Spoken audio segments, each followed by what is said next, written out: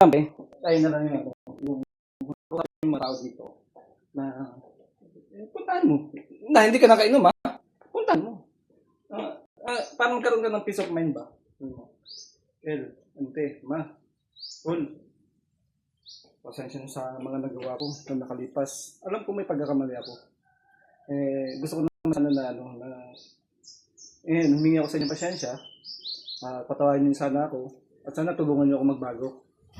Alam ko na marami akong pagkukulang sa sarili ko na hindi ko maintindihan kung ano yung nangyayari sa akin, di ba? Hindi ko talaga maintindihan kung ano yung nangyayari sa akin.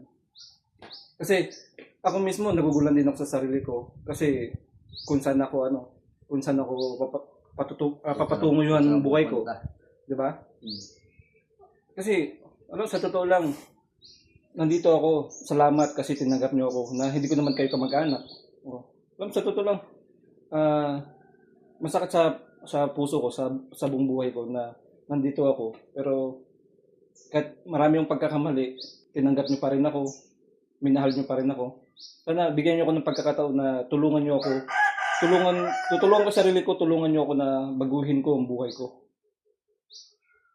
Kasi hindi naman kasi sa lahat ng pagkakataon na andiyan sila, nandito ako. Pero sa pagkakataon na to, Kel, ante, ma, patawarin niyo ako sa mga nagawa ko. Yung talagang gusto ko sana baguhin sarili ko pero hindi ko kayang tulungan sa sarili ko kung walang tutulong sa akin. Tama. Talagang nabasa mo na yung... Ayun ang dapat. Totoo lang. Nabasa mo talaga yung ano. Ayun ang pinaka para magkaroon ka ng peace of mind ba? Kaya sabi nila, ang taong nagayarot manginginom, mahirap magbago. Pakita mo sa kanila na magkaroon ka ng peace of mind. Siyempre, kasama mo din pala tayo sa Panginoon. Ikaw, unang-una, hingi ka sa Panginoon. Lord, lumalapit po ako sa iyo, Panginoon, na bigyan niyo ulit akong pagkakataon, nagawin ko sarili ko, tulungan niyo ako, maroy sa puso ko.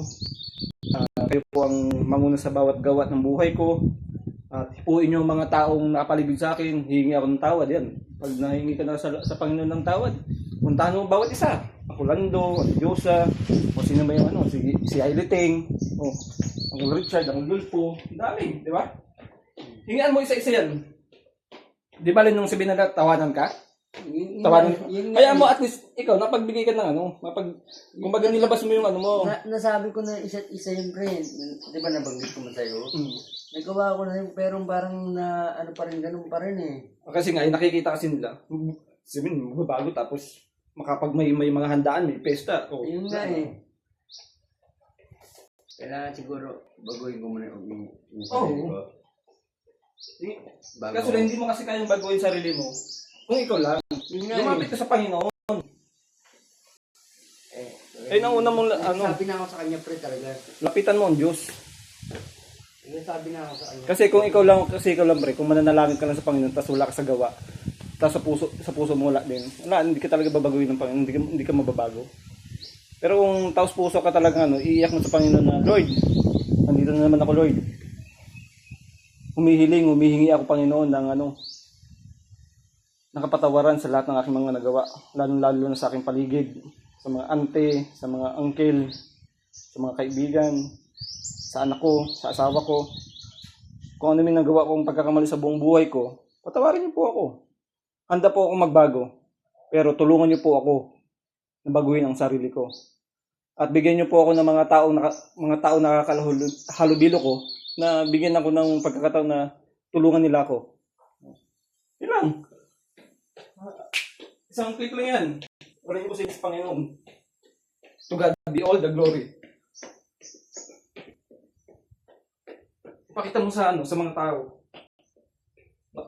Mas maganda. Araw-araw humingi ng patawaran sa mga tao good morning, Kel! Kel! Ako, ante! Tawarin niyo po ako sa ginagawa ko Kasi lagi akong lasing. Or nagiinom ako, nagmamawi ako. Kasi talagang masakit sa puso ko yung nangyari sa buhay ko na paghiwalay ang asawa ko. Hindi na ko inagalang ng anak ko. Yan. Siyempre sasabihin sa'yo, bakit ka ba hiniwalayan? Bakit ka ba hindi ginagalang ng anak mo? Yun nga Diba? Narinig ko ka nandun eh. Bakit ka ba hiniwala yan? Oh. Masasagot mo sa sarili mo yan kung bakit. Kahit na hindi mo sinasaktan si yung asawa mo, bakit ka hiniwala yan? Kasi, oo. Di ba? Oh, ikaw mismo nakasagot yan. Oo. Bakit di ka ginagalang ng anak mo? Kasi nga, nakikita ka ng anak mo na nag-iinom. Nakikita ko, mabait pag Oo. hindi na kayo nun. Binibigay mo naman kung ano yung gusto mo sa anak mo. Kapag umiling pa, bilhin mo ako ganito pa, baon ko. Gumagawa ka, di ba, ng paraan. Pero hindi niya kasi nagugustuhan. Yung ano nga talaga, yung nag-iinom ka talaga.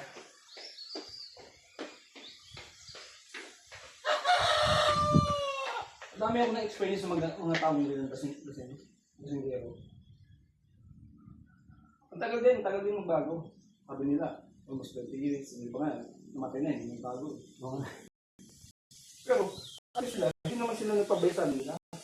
Hindi sila nagpabaya sa anak nila, hindi nagpabaya sa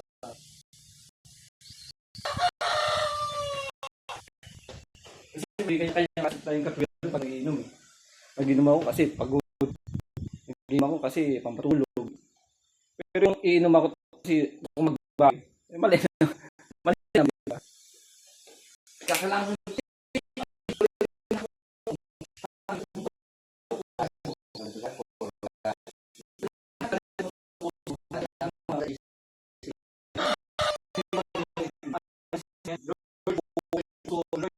ko yung isipan ko mga tao.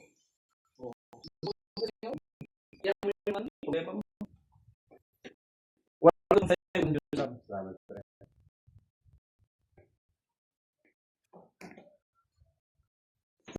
Ay, itatak mo sa isip mo. Wala yung sa intelligence lang.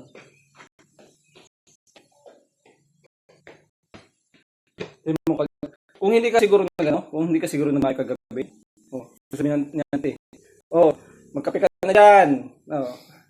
Magkape ka na. Pero pag galit sila, walang pansinan. Diba? Hindi mo na lang sabi nga Nelby, may record ka kaya mo. Kasi parang na tayo. Nagsabi?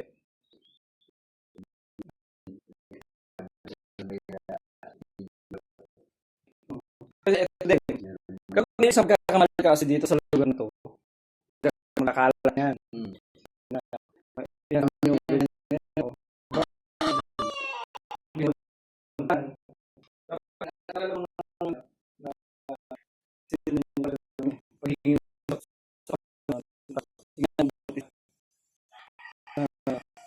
kung talagang buong pagkatao yung pagpakumbaba mo sa sarili mo.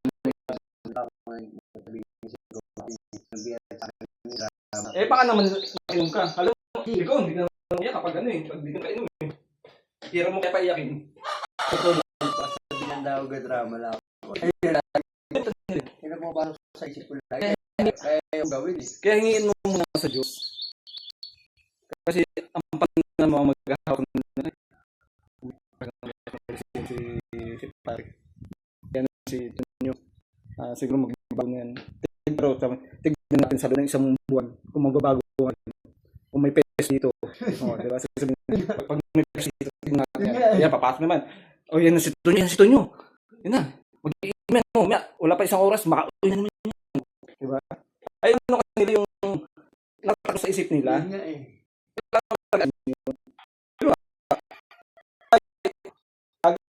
Okay ka. Ingnan mo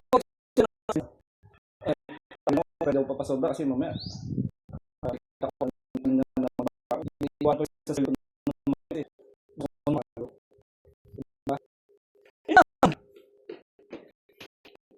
kasi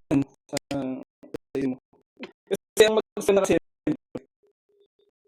itatak mo sa isip mo na kasama mo sa bahay diba na maging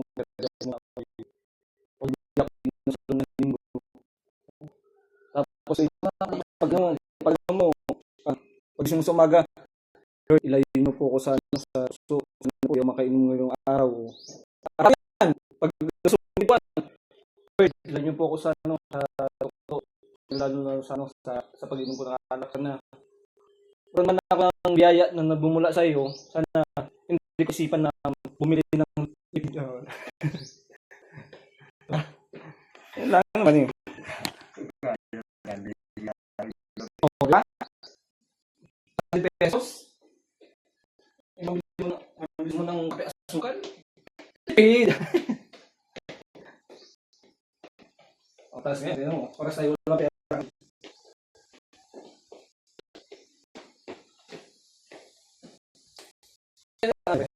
Ay, na lang. Ang laki ng Diyos na makapangyarihan sa lahat sa Panginoon.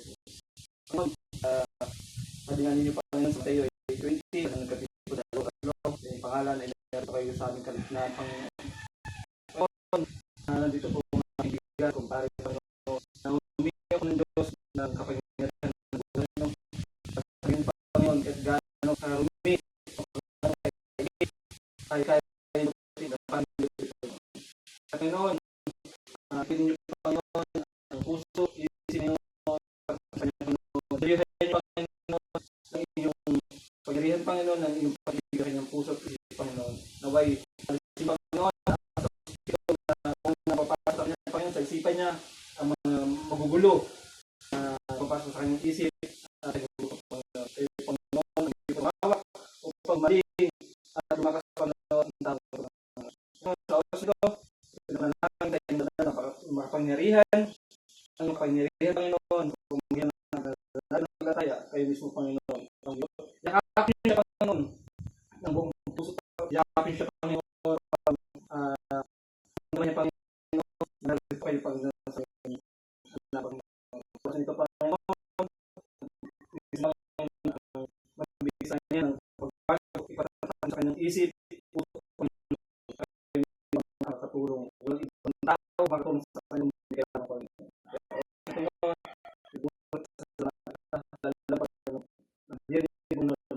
Ang aming panalangin at ang aking panalangin sa tao ito magbago Panginoon. Panginoon, lahat na nakapaligid sa kanyang tao Panginoon, ante mga angkol, mga kaibigan Panginoon, nawag na at tulungan si tulungan nila Panginoon si Pare na magbagong buhay Panginoon. Hindi man agad-agad Panginoon, alam na darating ang panahon na makikilala tayo ng mga mabuting tao, maging kasawa, maging mabuting Panginoon. At po, sa oras na ito, Panginoon, dinadalangin ang aking Panginoon kung magbago sa Panginoon Jesus, sa Panginoon Jesus,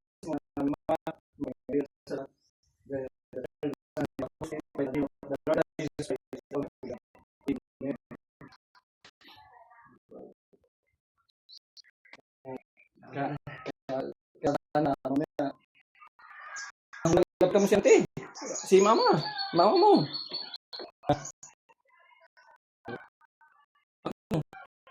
Ano, nak? Papari ko na sa lahat ng gawa ko. Si papa mo, lasing biro.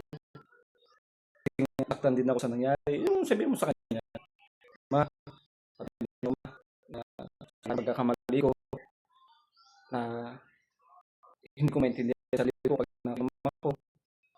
Sama, tawag niyo ko. Bigyan niyo ang pagkakataon na baguhin ang sarili ko na kailangan ko tulong na.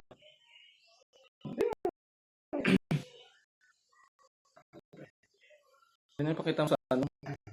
Sa dito. Maramdaman nila yung sincerity na gusto mong humingi ng kapatawaran sa kanila. Oo, ano? Sige na. Kaya din, kala Jenny. Anong nakakalubil mo? Oo. Tingnan mo siya mo. Maaari ka umiyak. Ano? Maaari ka luhod. God bless.